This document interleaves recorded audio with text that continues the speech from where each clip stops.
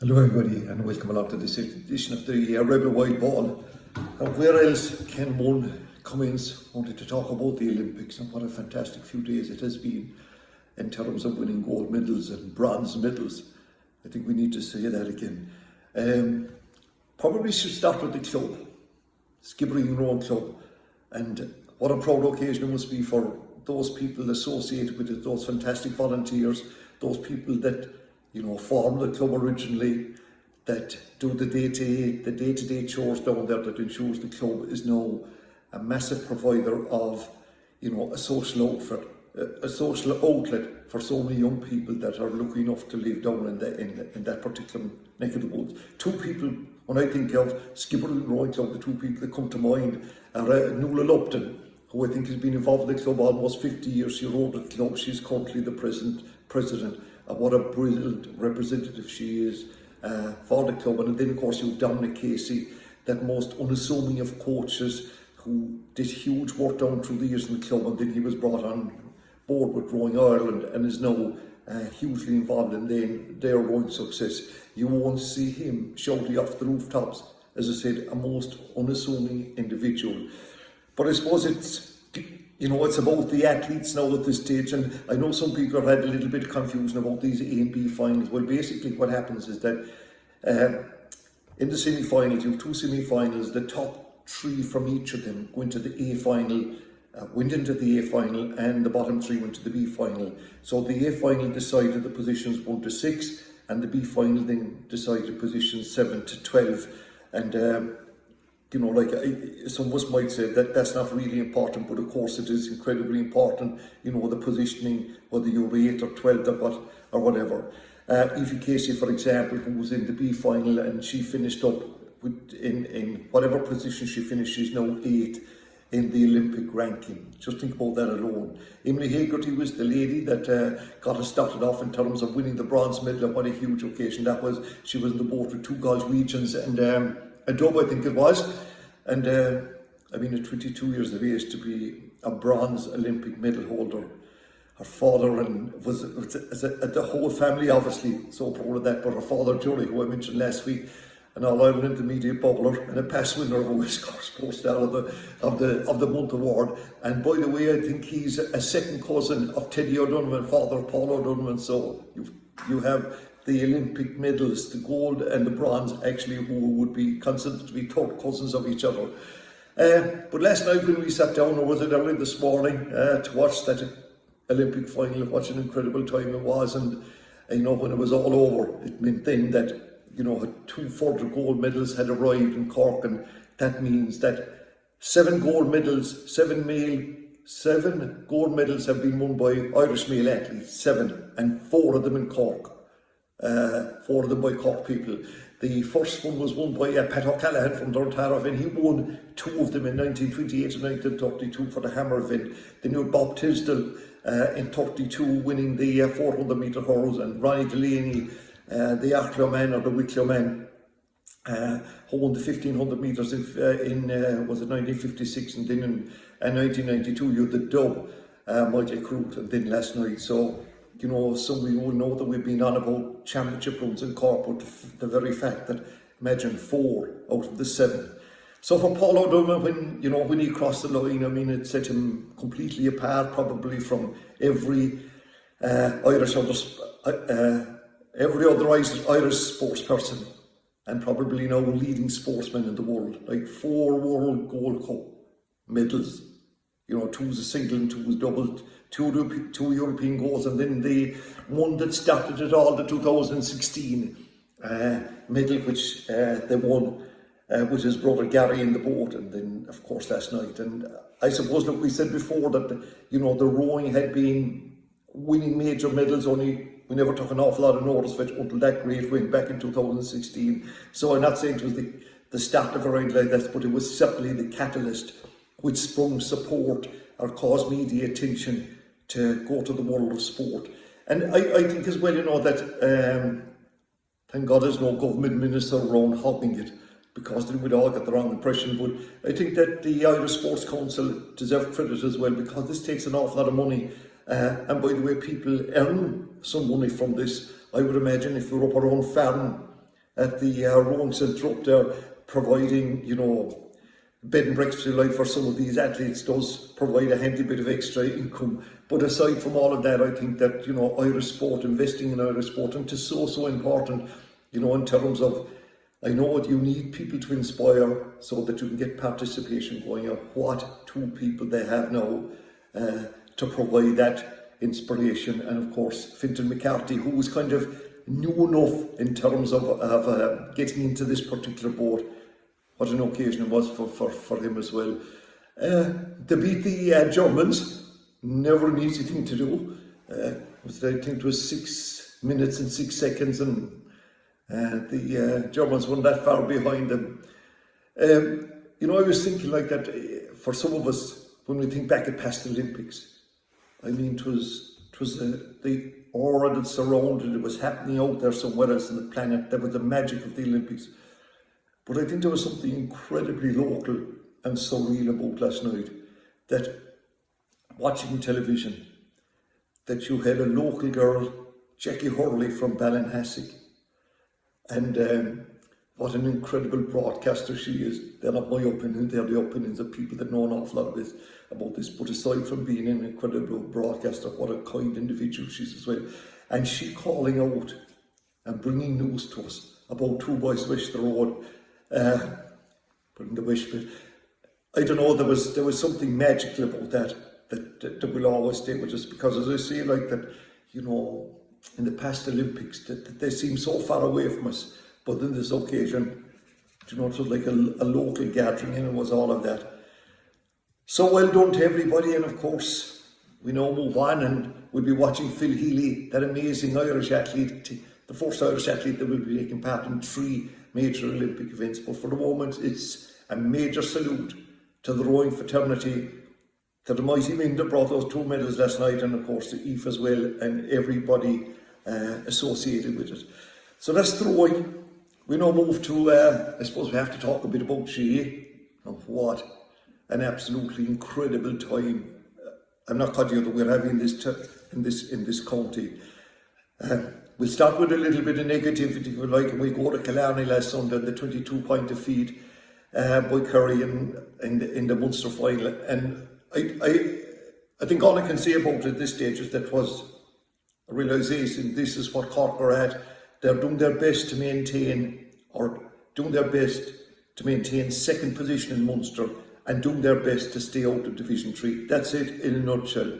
But there are some obviously green shoots in terms of the 2019 All-Ireland Minor and All-Ireland Under 20 success, and of course the Under 20 success at Munster level that we've had over the past couple of weeks.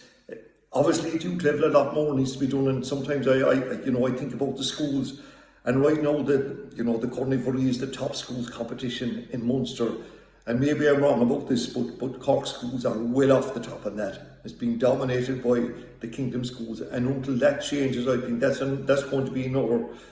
Now then again, somebody said maybe that with no structure that we shouldn't be looking over the border anymore at Kerry, that Cork should set their sights a little bit lower and somewhere else, because at the moment, Kerry are so much ahead, and for them it's going to be all about winning All Ireland. If they don't, I think it will be major disappointment. Then that was Sunday. Then Tuesday will be the Cork Minor Hurlers defeating Limerick, an incredible win as well, and they now play Waterford in the Munster final in Thurles on Monday, the 9th of the month. And there was many stars in that, and some great work being done. But a fellow like Jack Lee from a big club like Dungourney, knocking 1 goal on 14 points. That was incredible. Kevin Lyons from Ballygarvan had a really good game at full back. I like the name here, Timmy Wilk from Cove. And of course, you've been O'Connor from St. Finbarr's, an outstanding centre back, and there's talks that this guy could be stepping into the number 6 jersey, but he may have to displace another guy who's only a little bit older than him, because then moving to Wednesday night, we had the under 21, the under 20 success, and there was so much talk about under 20 success, under 21, a lack of it, and then all of a sudden they retained their Munster championship again last night. They were All-Ireland champions a couple of years ago, and in the game last night when Limerick drew level, they were able to cut loose and go ahead again. Again, we go to a big, massive club up there in North Cork, Ballyglippin, get the top scorer, Dara Flynn. I think he got 12 points. Paddy Power, and there's a factory in Blarney there producing Goodo. He was outstanding as well, scoring 1-4. And did I mention some draft backs? Well, there's another one here now, and that's Kieran Joyce, all those outstanding. Ben Cunningham coming on. And of course, you can't forget the two dual stars, and what two dual stars they are, outstanding in every game they play, whether hurling and football. And that's Brian Hayes from St. Finbarr's, and Jack Cahalan, St. Finbarr's hurling, and of course Castlehaven football. That under-20 team will play the All-Ireland final on Saturday, August 7th, and that is against Galway. And, I think they have a really good chance in that, but whether they have or they haven't, well, they have a good chance, but whether they win or they won't, the work has been done, the structures are in place, you can't ask for much more than that. Looking forward now, and my God, there is some games to look forward to. The Cork Minor footballers, they're in action on Friday night when they take on Kerry in the Munster semi-final at 7:30. They did play Waterford, that was no test really, and this is the big test. And please God, and hopefully they will give a good account of themselves. Kerry a little bit disappointed, I suppose, about losing the All-Ireland minor final, losing the Munster under-20 semi-final to Cork. Because it's all about, no matter how successful any other team is, it's about your own team. Clare play Limerick in the other semi-final at that, so it will give us a good indication of how things are going under 18 level, around the 17 level. Then on Saturday we've got the All-Ireland under-20 football semi-final between Cork and Offaly. It's a bit of a surprise, Cork beating Kerry in a semi-final, Offaly beating the Dubs, and by the way, they beat them deservedly. I think they got 16 points to 3 goals and 3 or 14 points or something like that. They're a really good Offaly side, and I think they'll provide serious opposition for Cork on Saturday. And it's a pity, isn't it, that Conor Corbett, who, for those who follow Gaelic football, will know that this guy was a real find. He is a real find, but cruciate ligament injury now denies him the opportunity. I think he's going to be a big loss. There are many good players in this team as well. Of course, I'd like this fella Damon Phelan from Ahead, good to talk about in East Cork, doing something about Gaelic football. He's a real an attacking fullback, I suppose you call him. And then with David Buckley from Newstown, 10 points less to 8 from play. And of course the two lads have been there as well, Jack Cahalan and Brian Hayes. So that's going to be a massive game for Cork. It's on in Portlaoise, 5:15 on Saturday. And then after that we have the All-Ireland hurling quarter-final, Cork and Dublin. And what a game it was last weekend between Cork and Clare. And that day we said Cork must and should win, and it's a copy and paste job. There certainly must be Dublin. I don't know the last time Dublin beat Cork in a championship. I think it was before Pat O'Callaghan won the first gold medal for Ireland at the Olympics. It is that far back as far as I know, but this Cork team is gaining character, gaining personality, and the beauty about it is that, and I never believed in this rubbish, but this crack of, that Cork could hold on to a lead and all this kind of crack. Well, they can drop behind it, come forward again, and we saw plenty of examples of that. And I was particularly delighted, of course, for another Ballinaston man, Patrick Collins, because in the 2 games against Limerick, Pucko was in a little bit of trouble. It wasn't his fault, but my God. And there was a belief, I suppose, if you like, I don't know who proffered this, but that goalkeepers were there as restarters rather than shot blockers.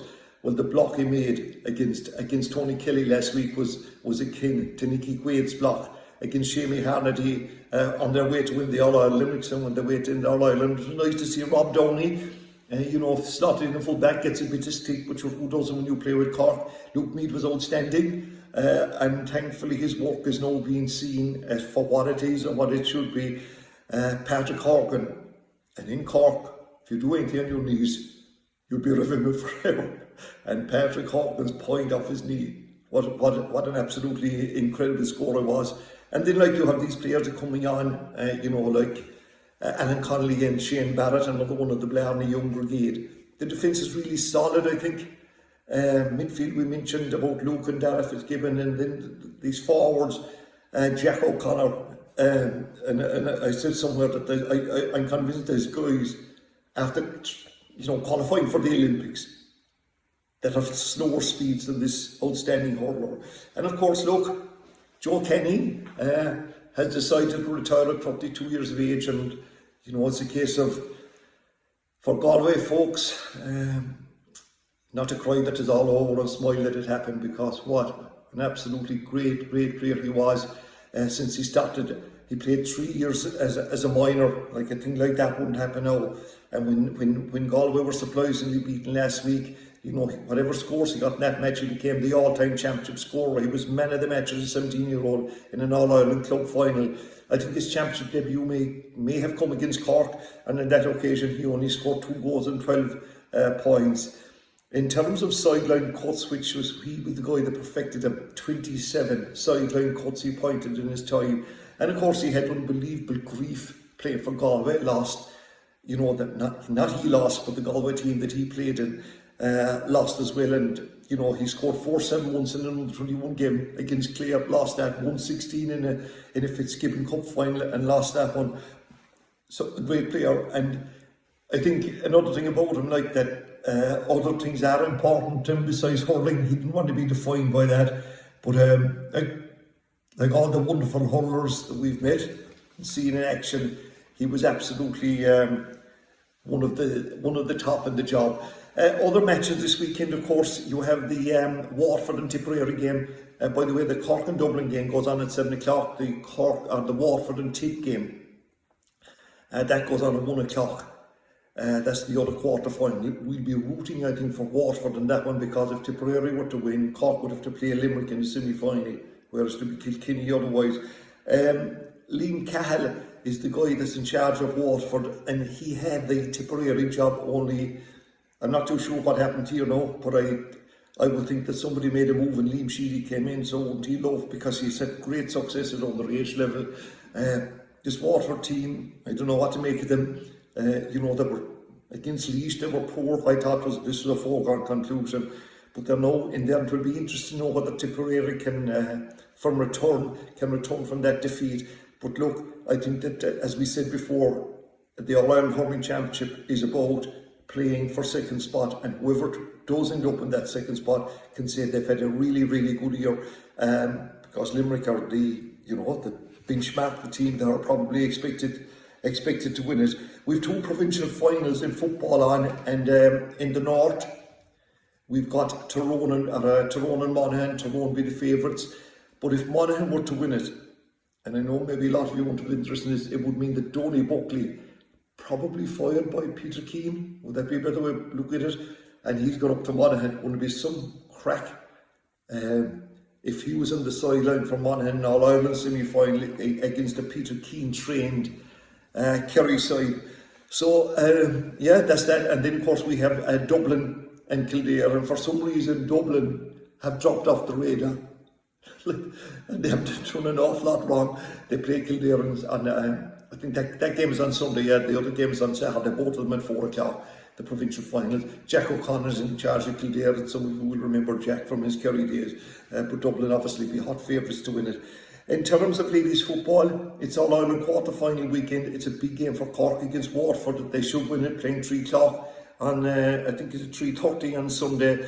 The good news, I suppose, from Cork over the past few weeks is welcoming back players that have been out injured, because they need every single one of them if they have any chance. Orna Terry, not against Waterford now, I think expecting to win that. Emer Scally and Dermot O'Sullivan. Some people tell me to keep an eye on Armagh, that they could be a team that could cause a few problems for other counties in it. For the Camogie, 5 championship matches this weekend. And talking about Camogie, I couldn't believe it. I met a young Cork Camogie player this morning who was actually asking about when this rubbish would be going online. But she was interested in this famous championship run that we spoke about. And of course, it was a case of up to last Sunday, Cork had gone 18 games without defeat. Then they lost to Kerry. But since then, they've got back on the horse, if you like. And it's now stands, if you want to take it that way, 22 wins out of 23. Not bad shooting in 22 days of sport. And that's, of course, across all codes and all genders. So the Camogie, and they have their senior team they play Waterford on Saturday in Páirc Uí Rinn. Like, they would be expected to win that game. The intermediates, who had a good win over, I think it was Kildare last weekend, play Antrim. That game is Saturday, 1 o'clock in Castle Road. And then on Sunday, the minor teams start there. Sorry, they have a second game in their All-Ireland, their All-Ireland campaign, where they take on Limerick. And that game is on in Castle Road on Sunday. So you have 3 Cork teams playing the All-Ireland series, and then you have 2 Cork Camogie teams that play in the Munster finals, the under-16A and under-16B finals, which are both on in Dungarvan. They're both against Tipperary, with the B final at 12 o'clock and the A final, I think, at 3 o'clock. I had written down somewhere there to remind me of it. So yeah, between, just think of all the matches that Cork people can look forward to, whether it's ladies football, camogie, Gaelic football and hurling. I know, but I do keep saying it when I tell you that this is an incredible county for sport. I mentioned earlier on about the Olympics, 4 out of the 7. Anyway, county championships are on this weekend. There's also a number of games, league finals on. The clubs have been playing league games, and I won't say thankfully, but they did get games. Each team, I think, was guaranteed 3 games, and there was semi-finals and finals, a lot of finals being played. But we go back in time to 2020 to talk about the finishing of the championships, and this weekend there's a number of them, including one game that should be played in Croke Park and nowhere else. I'll come to it in a minute. But we've got the Junior A hurling semi-finals on. This is from last year, both on at 3 o'clock on Saturday. Drumtariff taking on Liscool. That's Conor Callahan's team. Liscool will be the favourites there. I'm after forgetting, but did they win the East Cork Hurling Championship for the first time in so many years? They'd be the favourites, I think, to win the championship, and I'd expect them to get over Drumtariff. And in the other game, you have Glanmurt. Well, they call themselves Harbour Rovers in hurling. They're playing Clonakilty. Somebody tells me that Clonakilty have a few injuries, but Clonakilty nearly always have a few injuries. I'd expect Glanmurt to win that one. Big game in Dunmanway Sunday, the Junior A Football Championship. I think I've told you before that there are 3 teams in this championship that deserve to be playing at a higher grade, but there's only one way they can go up, and that's win this particular championship. Bohorboy are in the final. They're knocking around for a while, and the other semi-final are 2 teams that have both played in county finals in the recent past and obviously lost, and that's Kilmacabey from Lippen, West Cork, versus Ivlera from a half or 2/3 of the parish they share with Ballingeary. They don't do a great job in Kerry. But anyway, they're playing, and I give a kind of a reluctant nod to Kilmacabey in that one. Then we have the Junior B football final, and I don't think there's very few football finals in Cork last of 2020 version that didn't involve a Duhallow team, and here Kilbrinn play Tripsy. It's on at 4 o'clock in Páirc Uí Rinn, and I expect Kilbrinn to win that particular one. Now, the big game is the Premier Intermediate Football Championship final between Kanturk, the Jewel Club, and Knocknagree, who is a single goat club. John Finton Daly is the coach of Knocknagree. He works probably owns a bit of it as well, in Kanturk. There is not a more passionate, longer serving manager, I would think, in club football than this guy. It will be absolutely an awesome occasion. It's been televised by the Irish Examiner. Watch it. If you go to it, all the better. It's just a pity that this is not played where all of us could be in there, watching the movements, watching the nuances, watching the crack in the line with those Walshers above in Kanturk.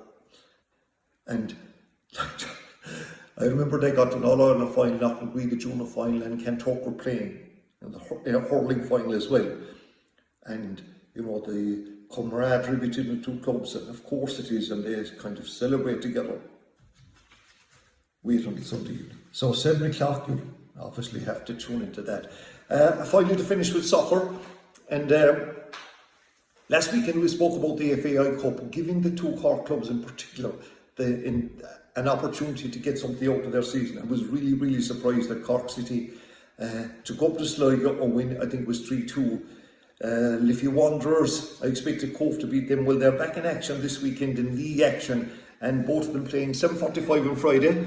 It's Cabinteely, Cove Ramblers go to Cabinteely, and UCD come to Cork City. So we wish them well in that. And finally, I don't know, is there any other festival? I haven't heard about festivals, they were part of our life for so long. But the Adrigal GA Festival is on this weekend. No, to comply with all sorts of guidelines.